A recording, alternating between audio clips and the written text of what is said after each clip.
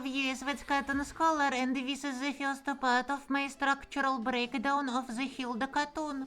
I already made one video review of the whole cartoon, but in this video we will talk about the episodes 1 to 7. I will describe what happens there, including narratively, and how it will be connected to the later series. Also, despite different logicalities and cartoon physics do bother me, I will mention them in this series of videos rarely, only when I consider it to be specifically important. I will only note here that in Hilda there's much less such problems than in most of the cartoons. I will tell major spoilers so you could watch Hilda first. But if you don't care about this or already saw Hilda, then rewatching with my comments in mind can be quite cool.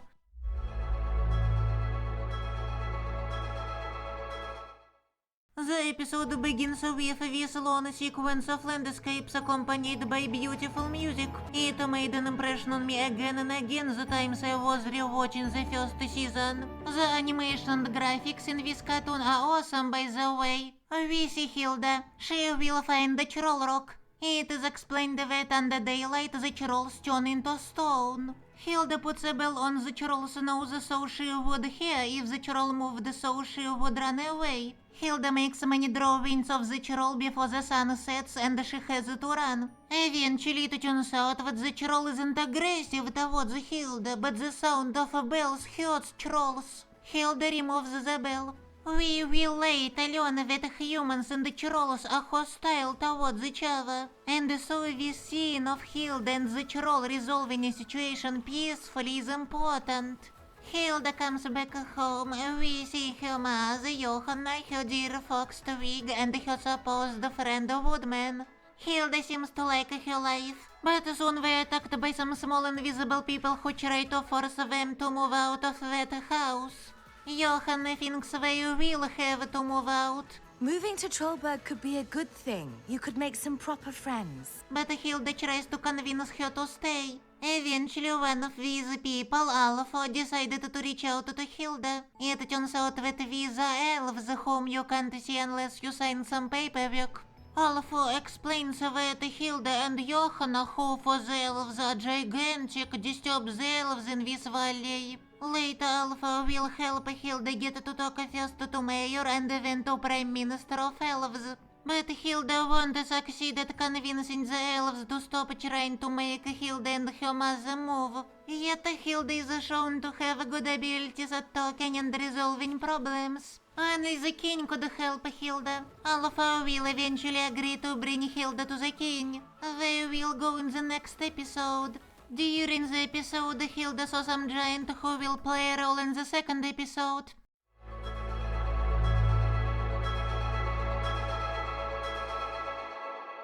Johanna convinces Hilda to visit Trolberg, the big city she offers to move to. The night before the visit, Hilda sees that giant. She jumps on some wharf and gets into his ear. Hilda learns from the giant that he was supposed to meet here with somebody at that time, but she didn't come. Next day, Hilda and Johanna visit Trolberg. It says here that Trolberg was built right smack in the middle of land that belonged to trolls. That's why they built this wall, to keep the trolls out. Johanna hopes to show Hilda that life here can be quite good, but Hilda is skeptical. Hilda wants to learn more about the giants and asks a woodman. He tells that the giants lived on the earth long ago. Giants that big haven't walked the earth for an impossibly long time.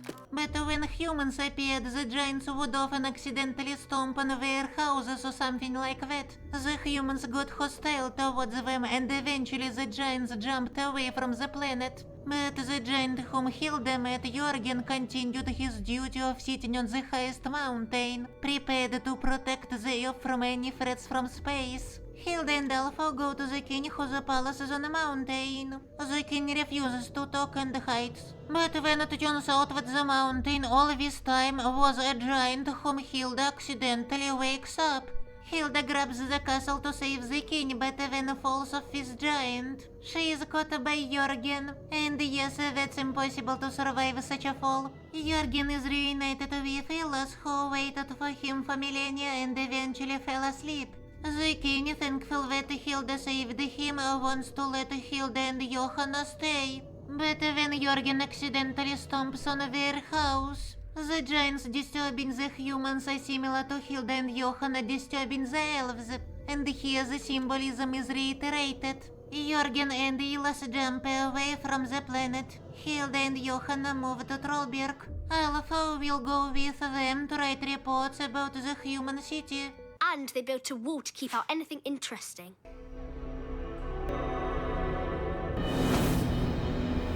Foreshadowing.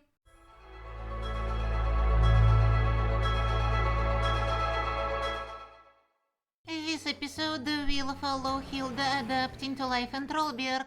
For example, she thinks that unlike in the wilderness, everything in the city is the same, like same houses. And it's boring for Hilda. So Johanna will try to show how the city can actually be interesting. In the wilderness, Hilda hadn't many friends besides, I guess, woodmen. So Johanna hopes that now Hilda will make some friends. The kids whom Hilda meets this episode turn out to be a bit mean. They throw rocks and birds, which upsets Hilda. Johanna worries that Hilda isn't good at making human friends.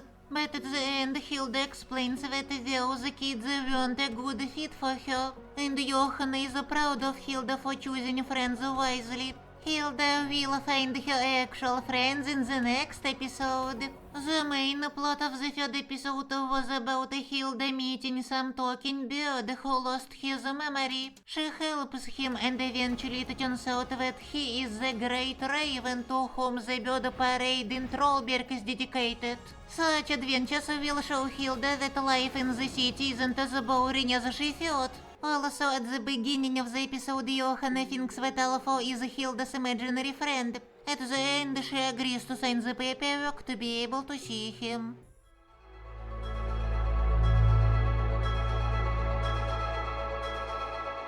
In this episode, Hilda will befriend David and Frida. They had replicas in the two previous episodes. Hilda meets them among the Sparrow scouts whom she joins. I had the most badges in my flock by the time I moved on. Then I'm going to get at least one more than that. Remember this for the second part of my review. Characters of Frida and David are largely revealed in this episode. Frida is very organized. Also, she really wants to get as many badges as she can. And being a Sparrow Scout seems very important for her. Remember these facts for the second part of the review. David is too scared. Hilda is shown to tend to tell scary things which might frighten him, which plays a role 2 episodes later. The kids do a Sparrow Scout assignment to get badges. It requires to clean up some glade. They're handling it quite good, but in the process they accidentally disturb the Vitra creatures who live on the ground and even put at risk the life of one of them. Because of this situation, the kids will not complete their assignment. This moment and this will cause the plot of the next episode.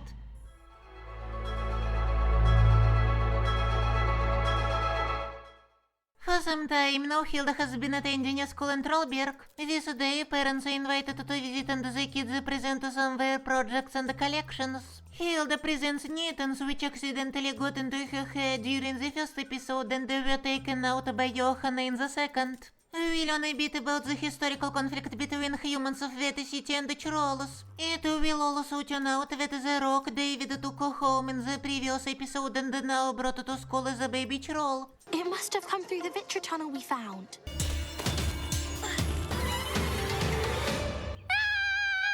The baby troll will create some chaos in school while the main characters will try to take the troll out of Trolberg before anybody notices that there was a troll in the city. The night after David took the rock, the parent of that baby somehow figured out that the baby was taken into the city. So the troll either digs the tunnel or uses a Vitra tunnel and gets to school closer to the end of the episode.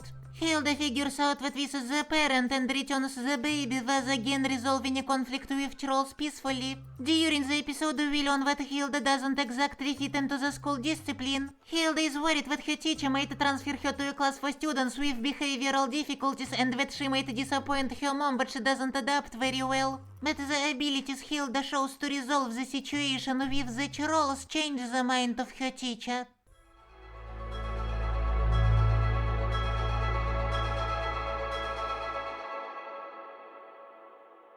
David starts to have nightmares very often. He blames it on Hilda, who often tells us scary things or drags Frida and David to go see some scary creatures. For example, last night David had a nightmare about the Red King, about whom he learned from Hilda. To help David, Hilda offers to go see the Red King. From the Red King, we learn that some teenage girl they saw somehow causes David's nightmares. The kids try to watch her and follow her to some forest, where she and other such girls tell each other the nightmares they created and by this apparently maintain their magic. The kids learn that these girls are Mara's nightmare spirits. The Maras are very popular in the fandom, and so is the librarian who debuts this episode. The kids will get to talk to the Mara and strike a deal with her so that she would torment Hilda with the worst nightmare she can create. I can't make her do this for me. If she can handle them, then so can I. Hilda, wake up! By the end, the Mara agrees to stop causing nightmares for David. Parallels are drawn between Hilda and Mara, both scaring others. Hilda promises to stop forcing scary adventures on Frida and David, but they themselves decide to agree for such stuff. The episode is largely dedicated to Hilda adapting to life in the city, with cycling being symbolic.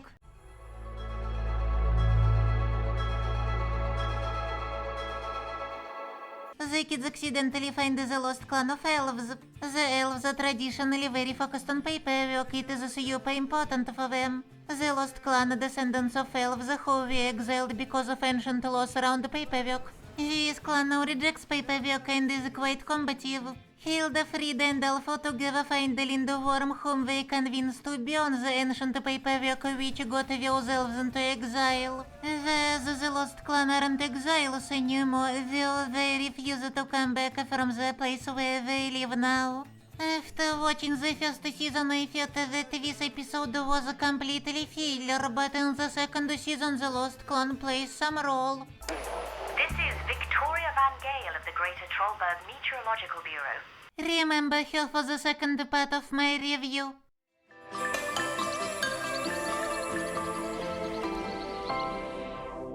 So, Hilda moved to Trolberg, found friends and gradually adapts to life in the city. With this and the exposition to some pieces of which I pointed, we enter the second half of the season, to which the second part of my review will be dedicated.